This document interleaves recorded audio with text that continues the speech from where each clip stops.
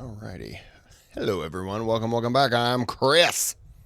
This is Unnerving Encounters on Roads at Night. Very vague, but we get it.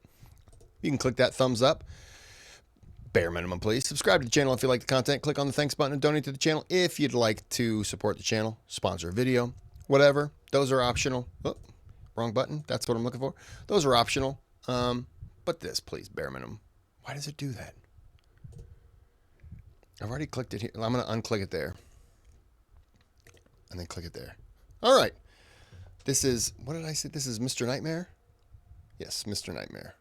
So, 6.4 million, 6.9? 6.94 million subscribers. Can't be wrong, right? So let's see what the video is. On the night of April 18th, 2021, at around 7:40 p.m., an Australian man named Mitch Cooney was driving down the Hume Highway in Bardia, Australia. He was returning from a racing event and heading home to Gold Coast City. Apologies. This is a lemonade vodka cocktail. And the lemon hits in waves. All right, sorry about that. I just gave a stupid look, so I wanted to explain myself.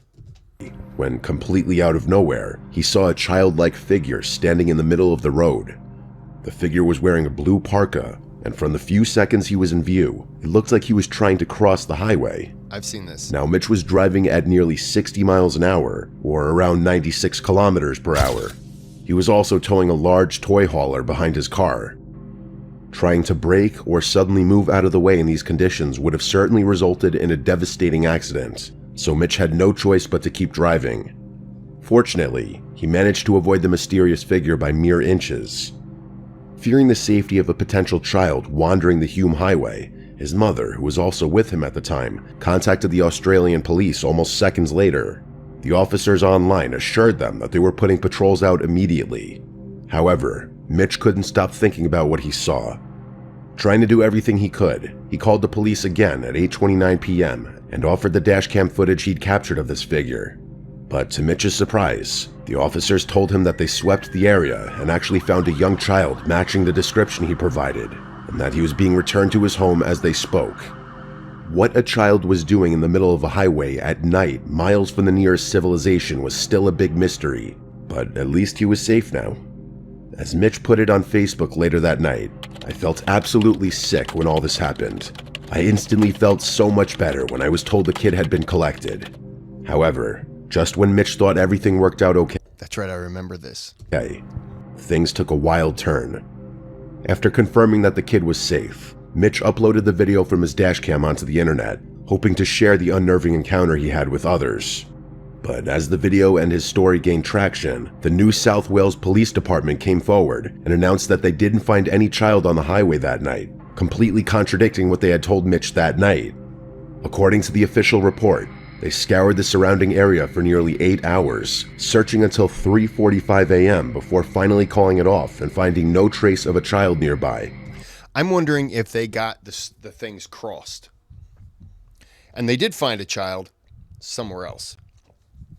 Unrelated, or maybe he was calling about by the time he got it and heard back, they were thinking it was from a different phone call. So they're like, yeah, no, our officers did find that and it matched the description, but going off of a different call, not his call. That's my only explanation for it.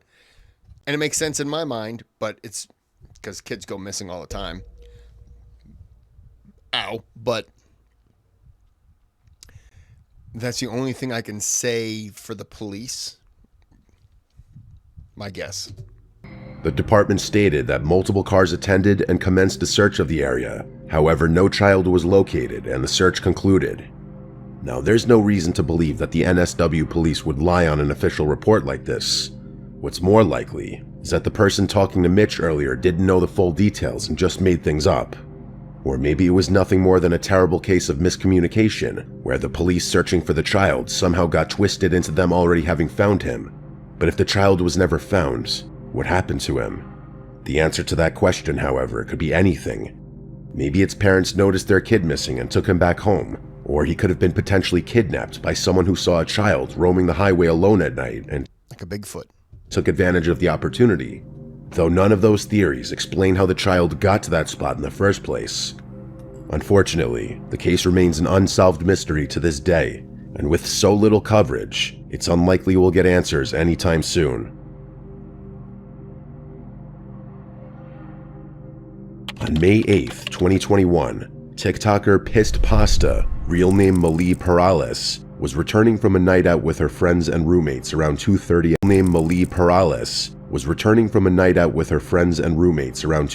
a.m. However, I thought it said piss pasta. Oh, it does. Never mind. I thought it said livid lingerie or then livid linguine. Linguine makes more sense. Okay. Pissed pasta.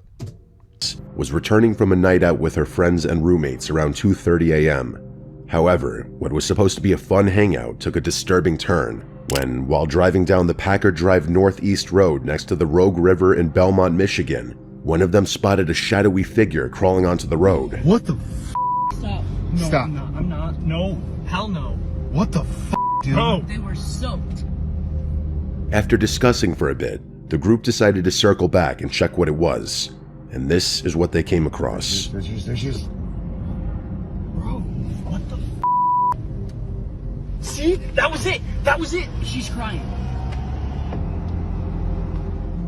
It looked like a young woman, possibly in her 20s or 30s, sitting on the road while either waving at the car or banging her own head. She was also drenched from head to toe in 48 Fahrenheit or about 9 Celsius weather. Malie's group circled back one more time to confirm what they saw, and this time the woman had completely collapsed onto the road. By this point, Malie and her friends had realized that this woman was likely in dire need of medical assistance, but there was also a chance that this was a setup for a robbery, so they made the smart choice and called 911 without getting out of their car. The first responders and the police arrived shortly after and took her to a nearby hospital. Malie returned to the spot they found her a few hours later, and it was still wet from the water dripping from her clothes. More importantly, she also found dig marks on the roadside near the river, suggesting that the woman had likely fallen in and swam out onto the road just minutes before Malie's group passed by. After some investigation, the police also found her car parked behind a house near the river. In other words, she most likely fell into the river on the east side and managed to swim all the way across to the other side. Inquiring about her in the Facebook group for this neighborhood also revealed that she had actually interacted with some of the residents earlier that day, though her interactions were unnerving to say the least. Saw this person between Van Dam and Packer Woods around 10:15 p.m. Friday. Asked her if she needed help, to which she responded no. Another quote, "There's another report by a guy on Douglas Street in the West Siders uniforms page who had a similar situation with a woman walking into his home this week. She walked right into someone's house yelling, 'Hello, hello, hello,' then just left. She was wandering the backyard too."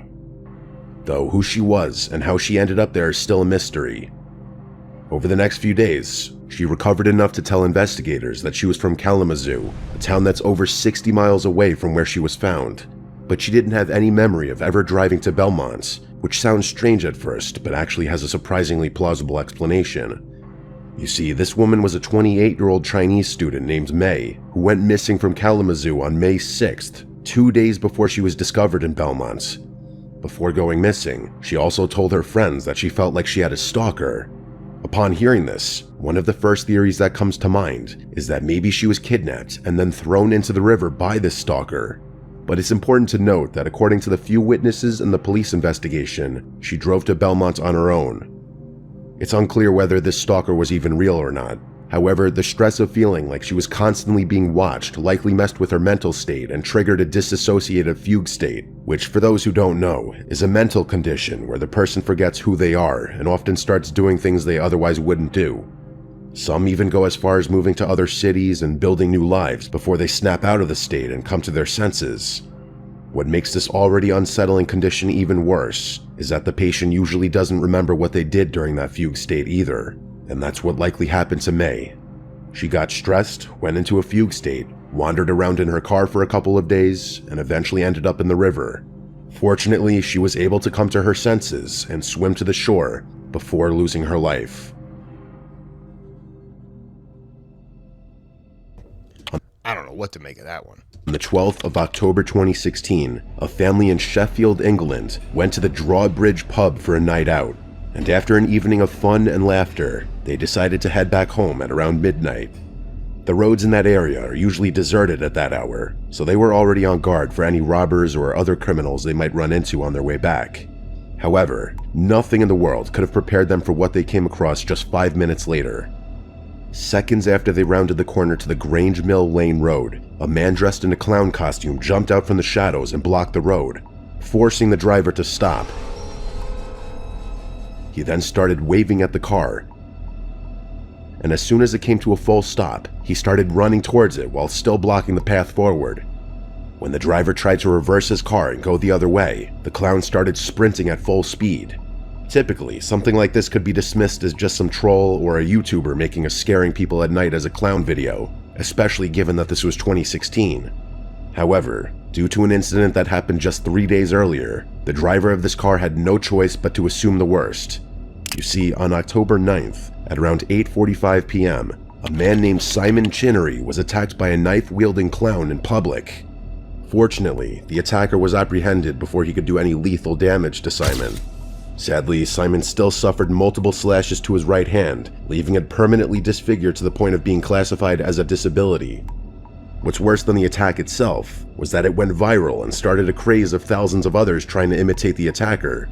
In some parts of the country, the police departments were receiving as many as 23 reports of people threatening others dressed as clowns per day. And while many of these imitators were nothing more than trolls who had no real intentions of harming others, there were those who took things too far, with some trying to force their way into people's cars and chasing women and children with knives. So for this driver to see a man in a clown costume blocking their car while all this was going on had to be deeply unnerving for him. Their fear became worse when they tried to flee the clown, because it started chasing them like a madman. With no other option, the driver was Look at him throw his hands in the air. Hold on, watch him start running. to be deeply unnerving for him. Their fear became worse when they tried to flee the clown, Watch him. because it started chasing them like a madman. What a dummy. Why don't you just hit these people with your car? I got an idea. If I'm driving on the sidewalk and you're walking on the sidewalk, then yeah, I've done something wrong. If you jump in front of my car, I got to run you over. I would stop and be like, what are you doing? You start walking towards my car, I'm putting my foot off the brake and onto the gas. Let's see who's going to move first. With no other option, the driver was forced to press the pedal to the metal and hope for the best, with the clown jumping out of the way at the last second. Why are you... No. Why would you go backwards? No. Fuck that guy. You're in a car. What are you going backwards for? No.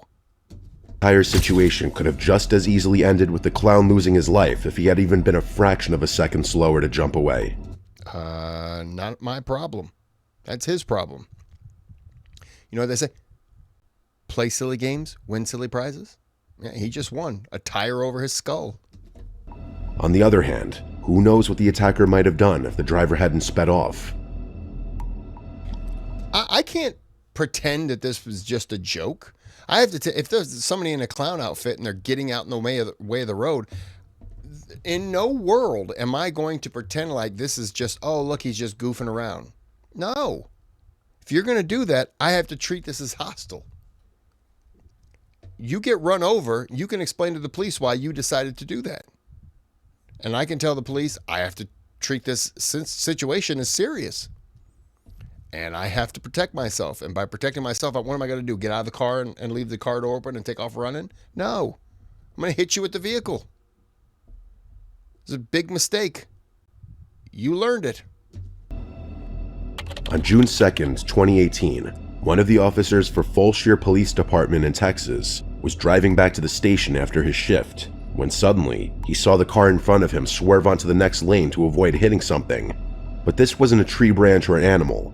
Instead, It was something that looked like the aftermath of either a horrific crime or an accident. A young woman in a blue shirt was lying down horizontally across the road and was completely still, suggesting that she was either unconscious or dead.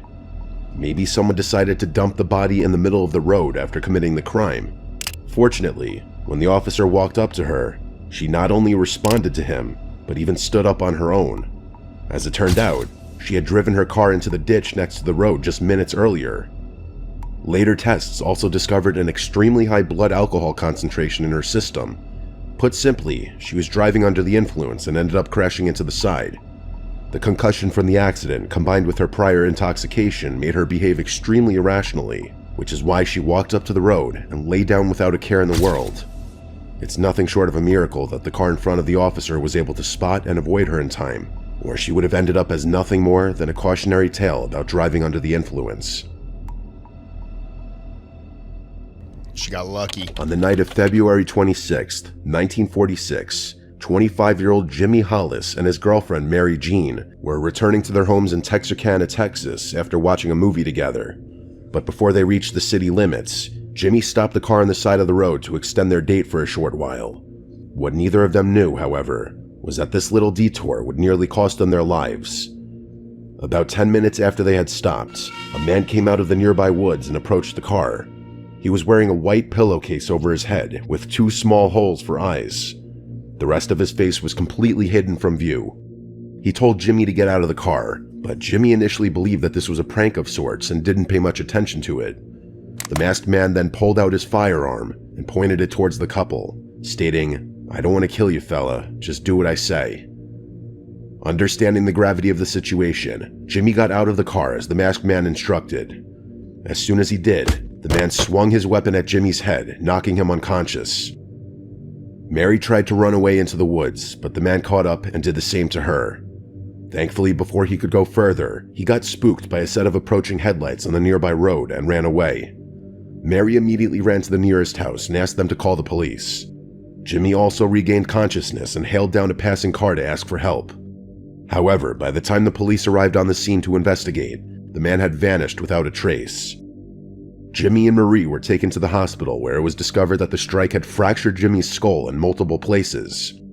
Fortunately, he was able to recover without any lasting injuries and describe what he remembered from that night. Both he and Mary gave the same statements about the overall build of the masked man, that he was around 6 feet tall and fairly slender. But for some reason, the two couldn't agree on his ethnicity. Jimmy insisted that he was a Caucasian, while Mary stayed adamant that he was of African origin. This contradiction, along with the seemingly unprovoked nature of the incident, led investigators to incorrectly believe the couple knew the man and were simply trying to protect him. What they didn't realize was that while Jimmy and Mary survived to give a description, the next couple wouldn't be as fortunate. About a month later, on March 24th, a man was driving down a secluded road on the outskirts of Texarkana when he noticed a car parked on the road ahead. From a distance, it looked like a young man was sleeping in that car, slumped over on the steering wheel. However, as the driver got closer, he suspected that something wasn't right, so he pulled over to the side and walked up to the other car to try to wake him up, only to come to a scene far more horrific than he could have ever imagined. Put simply, the young man had already passed away long before the driver stumbled across him. He also noticed a woman in the backseat who had sadly suffered the same fate. Police were called to the scene, and they quickly identified the two as Richard Griffin and his girlfriend Polly Ann Moore. Both were killed with shots to the head. Unfortunately, the only evidence investigators were able to gather from the crime scene was a single .32 caliber cartridge, and while they didn't know it at this point, this incident was also the doing of the same man Jimmy and Mary had encountered a month earlier. The police finally made this connection on April 14th when another couple encountered the same man while on an isolated road, and they were killed with a firearm of the same caliber. News of these 3 incidents quickly spread through Texarkana, putting all the residents on high alert. Fearing for their safety, most residents stopped driving at night entirely, while the remaining made sure to avoid empty roads at all costs. The masked man was also given the name of the Texarkana Phantom due to his inability to appear and disappear without a trace. And true to his name, he was becoming harder to track with each passing day, even after the FBI got involved. After 2 more months of fruitless searching, One of the investigators noticed that the vehicles were stolen shortly before each incident and were found abandoned not long after. Following this lead led to a man named Ewell Swinney, a car thief with 2 felonies to his name already. His height and build matched what Jimmy and Mary had described earlier. More importantly, when an officer tried to arrest him for the 3rd time for car theft, he claimed that he knew that the officer wanted him for more than stealing cars. Unfortunately, investigators weren't able to find any evidence linking Ewell directly to the 3 haunting road encounters. Luckily, his prior felonies allowed prosecutors to give the harshest punishment for his 3rd theft-related offense and sentenced him to life in prison. That being said, Ewell continued to deny any involvement in the 3 incidents until his end in 1994, leaving the Texarkana Phantom encounters a somewhat unresolved mystery to this day. Dude got life for 3 strikes, basically 3 strikes of car thefts. I don't know about that one. On the 8th of January 2024, a truck driver was driving on a remote stretch of highway in Western Australia when at around 11 p.m., this driver had the most unnerving road encounter of his life.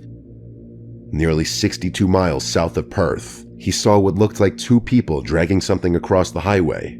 They showed up almost out of nowhere, forcing the truck driver to swerve around them at a dangerous speed. But by the time he stopped the truck and looked back, they had already vanished into the surrounding darkness. Which begs the question, what were they dragging and why? Unfortunately, the answer to both these questions is extremely ambiguous. For starters, it's extremely difficult to identify what exactly they were dragging. Going frame by frame, we can see what looks like the legs of another person wearing shorts and black shoes. So maybe the 2 people were trying to hide the primary evidence of their horrific crime. But in motion, it looked more like an animal or something in between. It could even be a life-sized plush, though that doesn't explain its very human-like proportions. Regardless of what it was, however, an equally important question is why 2 people would drag something across a highway. On September 16, 2018, an Uber driver from New York shared the terrifying encounter he had with an angry man on Long Island. He was about to I just did a video with this and it was the last one in there. complete a ride when, out of nowhere, another car drove past him at a very high speed while barely avoiding a collision. But before the Uber driver could even process what had happened, the other driver slammed on the brakes and parked in the middle of the road, blocking him from moving forward. He then got out of the car, ran over, and started bashing on the windows, telling the Uber driver to get out. Yeah, I can't really make out what he says here. I don't know. What's that? You blew the fucking right leg. Get the fuck out of the car right now. I'm not getting out of the car. Go. Just You blew the right lane. Get out of the car right now. I removed the F words. You blew the right lane. Get out of the car right now. My guess is you blew the right lane. You crossed into the right lane. Maybe I'm thinking he's coming this way. The Uber driver's going this way, or whatever. And the Uber driver maybe swerved into the right lane. This guy got offended and swung around. There's a little more to it, but I won't say. go. Just go. Go around him. Go. It's unclear if this was simply unprovoked road rage or an attempt to rob the driver and his passengers. I think it was road Not rage. wanting to find out the answer, the Uber driver made the correct decision and backed up to find a different route to his destination. However, there was no way for him to predict just how relentless the other driver would be. As soon as the Uber driver changed routes, the other driver got in his car as well and started chasing him no matter where he went. Things went from bad to worse as they approached a red light, which would have given the other driver a chance to catch up and do something terrible before the police arrived. But in a remarkable stroke of luck, the Uber driver found a cop already waiting on the other side of the intersection. They were able to explain the situation to the officers, resulting in the other driver getting arrested for driving while intoxicated. Stopped the car, got out of the car, was trying to fight with me. So I backed up and turned around, and then he was pursuing me. And these girls Call 911. These girls called 911, and the officer pursued him. Put simply, the other driver wasn't thinking clearly and could have been armed. If the Uber driver had panicked when he first approached, all three of them might have lost their lives. Sorry. So, the cops. So, in the other video, this guy pulls up, and the cop tells him, "Pull over, pull over." And this guy got arrested for DUI. They believe it was probably just road rage, but yeah, he got arrested for DUI. That was in the other video that I watched. So we're gonna end it here. Hope you enjoyed. I did. The vodka's kicked in a little bit. I feel pretty good. I'm gonna go have another one. So until next time, have a good day, have a good night.